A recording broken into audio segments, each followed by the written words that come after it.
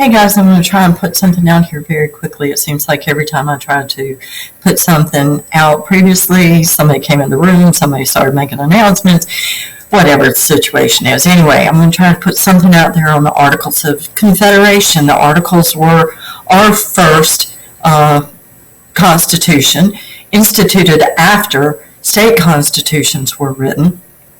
It was retrofitted. So the states had written their own constitutions, given them, granted themselves all sorts of power, and they were not about to have that power usurped by this new Articles of Confederation. So the Articles were created 1777 by the Second Continental Congress. They were in effect until 1781. As you know, most people just don't start walking on day one. They have to crawl, and then they can scoot, and then they can walk. Well, even though this has gotten kind of a bad rap so far, the Articles of Confederation were an attempt to combine the 13 states in a way that each of the states pretty much thought was palpable. Let's see. Where do we want to start? So the 13 states sent representatives. They came to the meeting with the agreement that they were going to create a confederacy, and a confederacy is a different form of government in and of itself. It's just a loose association. It only truly has power when certain events are taking place, i.e. war. That's why this one was created. So let's go with just what it did. All right, so the Continental Congress, the Second Continental Congress, asked John Dickinson of Pennsylvania if he would sit down and pen the Articles of Confederation. And they told him to be wary of the fact that the state constitutions had already been created, and that the states only agreed to participate, not be ruled. And I think that's a pretty important distinction. Okay, so this is what John Dickinson came up with. Each state is going to have one vote. Each state is going to retain all of its powers that are not expressly delegated or given to Congress. And as I said previously, the delegates to Congress were to be appointed by the state legislatures, because state legislatures in the states didn't think that the mob, the lesser people like you and me, were capable of selecting a capable individual. We'll talk about this one a little bit later, but the states were going to be able to hold on to their western lands. Every state was going to tax itself, and they would contribute to the common expense of the nation under the Articles of Confederation, but it doesn't designate how much they're going to have to contribute, and it's basically leaving that decision up to the state itself. Okay, so the Articles themselves, they are a firm league of friendship between the 13 states. There's no chief executive. There was no national court system. There was no national currency. Each of the 13 states had their own currency, and you can imagine what a mess that must have been, exchanging money every time you went across state lines. Congress had the power to establish a navy and army. They just didn't have the money to. Congress had the powers to declare war. Congress had the power to make peace. Congress could sign treaties for the 13 states. Congress had the power to borrow money on behalf of the 13 states. Congress had the power to organize the post office. Congress could not control commerce between the states, and this is going to be a sticky wicket. Congress could not enforce treaties. They can make treaties, but they can't enforce treaties. Why? Because they don't have money in a treasury to establish an army unless the states give them the money, which they were apt not to do. Let's see, Congress could not collect taxes from the states. They could only request money from the states. Congress could not draft soldiers. That was solely the states' responsibilities. One of the biggest issues was the Articles of Confederation were difficult to amend, to change. We talked about that the other day in class. And under the Articles of Confederation, we couldn't pass laws. It was 9 out of 13 states had to approve it, and with the difference, with the variety of state concerns, it's very often that the states are going to coalesce and pass things. All right, again, just a reiteration, the states feared a strong central government. They were afraid that they were going to be oppressed and that the power of the people was going to be taken from. The representatives of the 13 states agreed to create a confederacy called the United States of America. How about that, United States? Providing each state maintained its own sovereignty and all rights to govern, except those that were specifically granted to Congress via the Articles of Confederation. Alrighty. Let's see some of the problems or how government did not work under the Articles. There was no one officer to carry out the laws or execute the laws. There was no court or judge to settle disputed points of law. There was only a very weak legislature, only one body, one group of people. It was unicameral.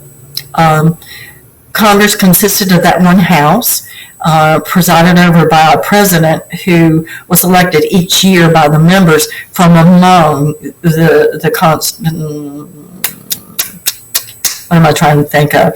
The Congress. Okay. The delegates to Congress could not be more than 7, and this is from each state, nor less than 2. They were elected yearly. They couldn't serve for more than 3 years out of 6, and they can be recalled at any time by the states if the states send for them. So we don't have a lot of longevity. I mean, why would you want to give up your job back home and come up to this Congress and be limited in what you're going to be able to accomplish?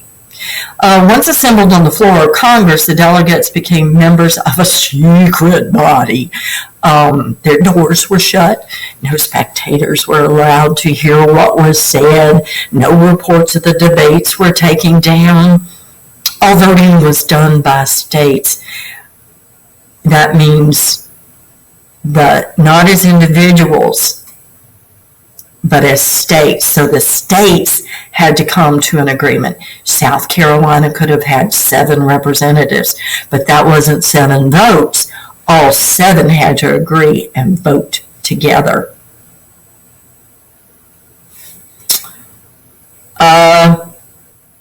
The affirmative votes of 9 states were necessary to pass an important act. Or it was called, what their acts were called were ordinances. So you can see that the Articles of Confederation government had few powers. Government under the Articles of Confederation could declare war. It could make peace. It could issue money. It could maintain an army and a navy, contract debts, enter into treaties of commerce, and settle disputes between states.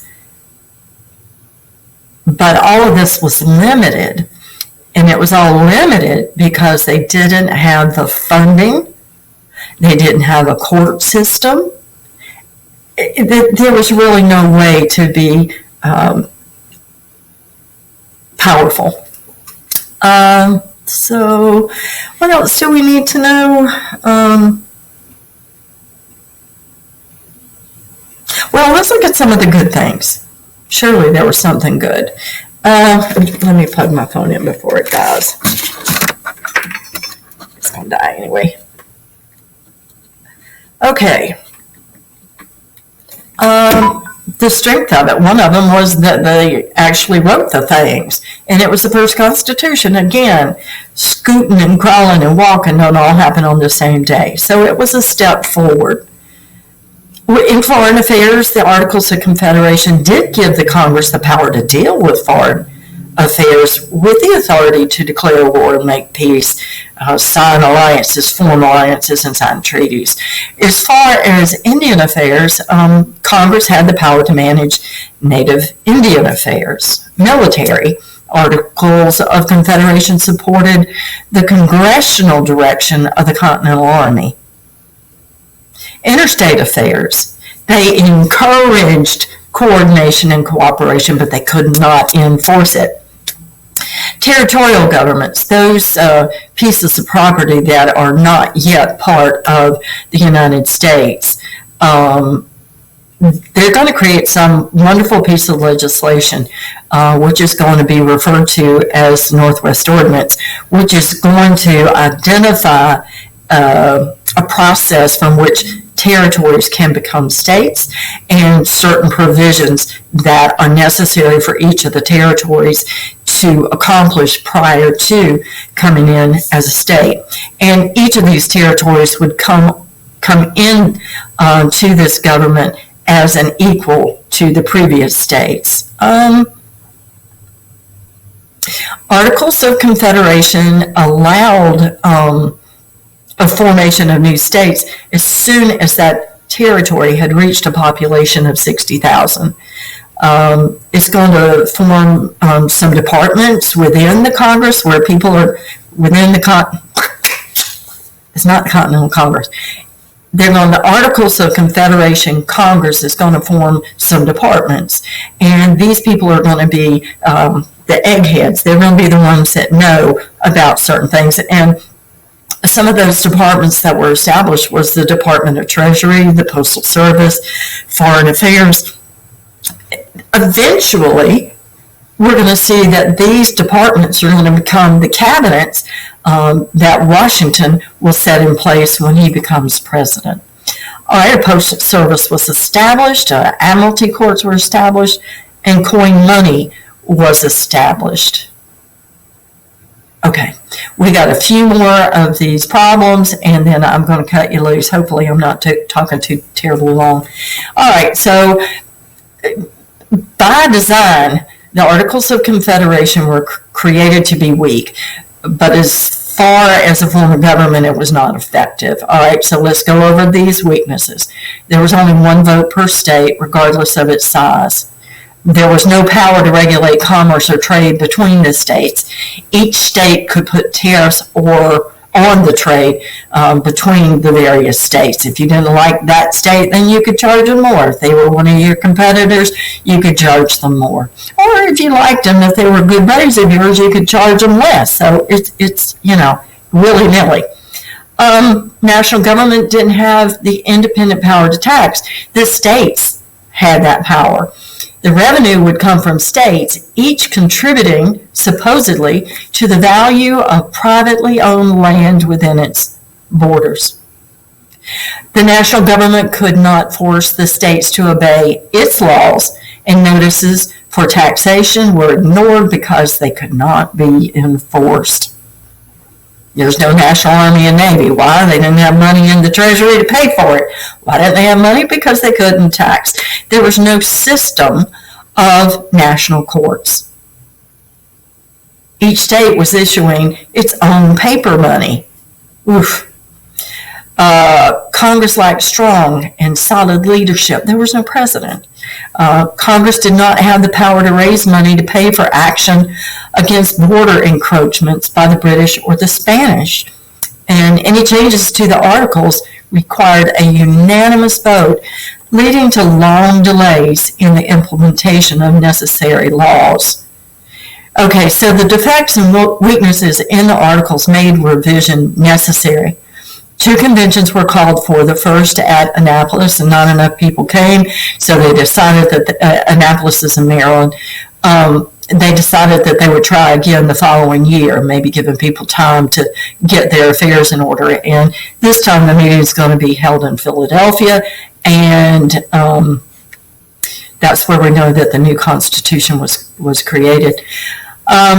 We know that this Philadelphia Convention is going to frame or write the Constitution of the United States. The Constitution was passed to the Continental Congress, which sent it to the legislatures of the states to be accepted or rejected. And folks, it was a tough fight. When the Constitution was ratified in 1788, Congress fixed a day in 1789 when the first Congress under the Constitution was to assemble. The date of the first presidential election was also fixed. The first Congress under the Constitution duly met on March 4th of 1789, and George Washington was elected the first president of the United States. Washington took the oath of office as the first president of the United States of America on April 30, 1789. To all to whom these presents shall come, we, the undersigned of the states affixed to our names, send greetings. Oof.